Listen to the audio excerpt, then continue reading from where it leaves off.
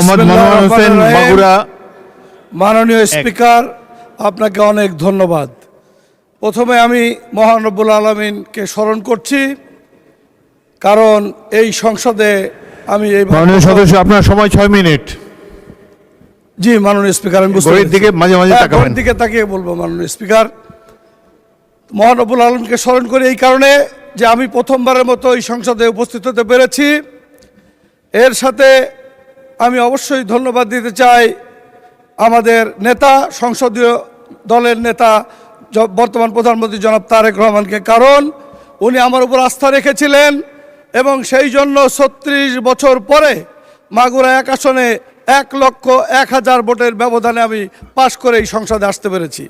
আমি এই কারণে মাগুরা এবং শ্রীপুরের জনগণকে আমি এই সংসদে আপনার মাধ্যমে ধন্যবাদ জানাতে চাই। মাননীয় স্পিকার, মাননীয় স্পিকার, যে বিষয়টা বলা হয়েছে যে রাষ্ট্রপতির ভাষণের উপর ধন্যবাদ, আসলে রাষ্ট্রপতিকে তো ধন্যবাদ দিতেই হয়, কারণ তিনি যে পর্যায় থেকে এসেছেন, তারপরে উনি আমাদের মহান নেতা শহীদ প্রেসিডেন্ট জিয়াউর রহমানকে স্বাধীনতার ঘোষক হিসাবে স্বীকার করে নিয়েছেন। এবং শুধু তাই নয়, 24-এর আন্দোলনে যে শহীদ, তাদেরকে স্মরণ করে 1.5 যুগের যে স্বৈরাচারের অবসান হয়েছে সে কথাও অকপটে স্বীকার করেছেন। সেই কারণে তাকে ধন্যবাদ দিতে হয়। মাননীয় স্পিকার, আমি 2-1টি কথা আমাদের প্রধানমন্ত্রী সম্বন্ধে বলি, যদিও উনি এখানে আছেন উপস্থিত। বিষয়টা হচ্ছে এরকম, মাত্র 44 দিনে উনি যে সমস্ত কর্মকাণ্ড করেছেন, আমরা তো মানুষের কাছে যাই, মানুষের পালস বুঝতে পারি। সত্যিকার অর্থে এদেশের মানুষ পরিবর্তন দেখছে এবং সেই পরিবর্তন কিন্তু মানুষ বুঝতে পারছে এবং তা নিয়ে মানুষের মধ্যে ব্যাপক আগ্রহের সৃষ্টি হয়েছে। আমি উল্লেখ করতে চাচ্ছি না, ইতিমধ্যে অনেক আলোচনা হয়েছে এগুলো নিয়ে। আমি শুধু একটি উদাহরণ দেব ওনার বিনয়ের। একজন সাধারণ সৈনিকের মাথার টুপি যখন মাটিতে পড়ে গেছিল, উনি নিজ হাতে সেটা উঠিয়ে ওই সৈনিকের হাতে তুলে দিয়েছিলেন। এটা হলো এক ধরনের অন্যতম বিনয় এবং শিষ্টাচার। মাননীয় স্পিকার, আপনি জানেন মাগুরা 1 আসনের সত্যিকার অর্থে মাগুরা শ্রীপুরবাসীর নানা সমস্যায় জর্জরিত। তার মধ্যে বিশেষ করে স্বাস্থ্য খাত যদি আমরা দেখতে চাই, স্বাস্থ্য খাতের অবস্থা অত্যন্ত ভয়ঙ্কর। আমি যেদিন এই সংসদে শপথ নিয়েছিলাম, সেদিনই আমি শপথ নিয়েই মাগুরায় প্রথম পদার্পণ করে আমি হসপিটালে গমন করেছিলাম। আপনারা জানেন 2018 সালে মাননীয় স্পিকার 26শে আগস্ট একটি মেডিকেল কলেজের যাত্রা শুরু হয়েছিল, মাগুরা মেডিকেল কলেজ। কিন্তু সেই কলেজের 200-250 বেড হসপিটালের দোতলায় তার কার্যক্রম চলছে। 84 জন যে জনবল, তার মধ্যে মাত্র 48 জনই নেই, বাকি লোকজন আছে, মানে লোকজনই নেই।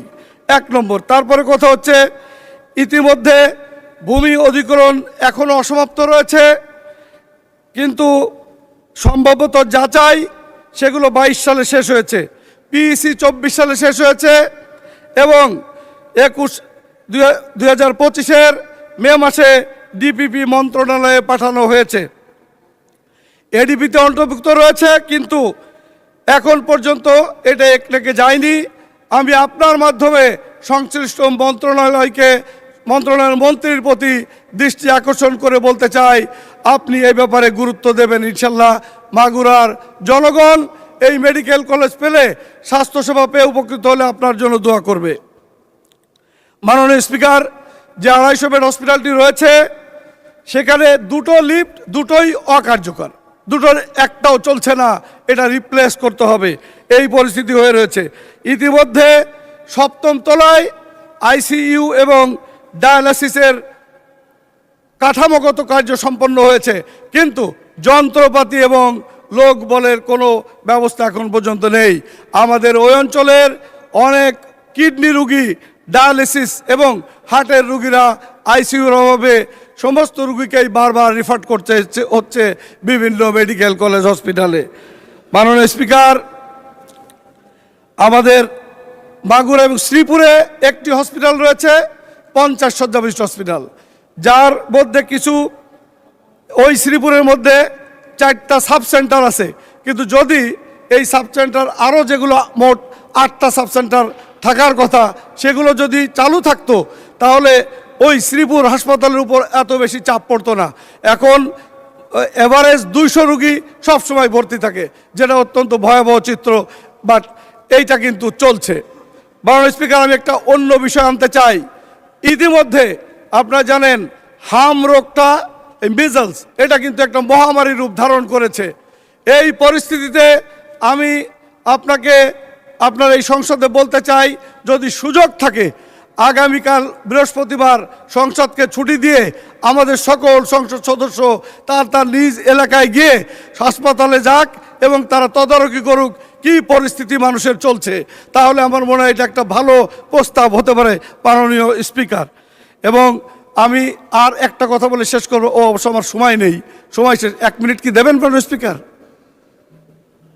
ধন্যবাদ মাননীয় সদস্য, 1 মিনিট সময় দেওয়া যেতে পারে। থ্যাংক ইউ মাননীয় স্পিকার। আমি একটা অন্য কথা বলতে চাই।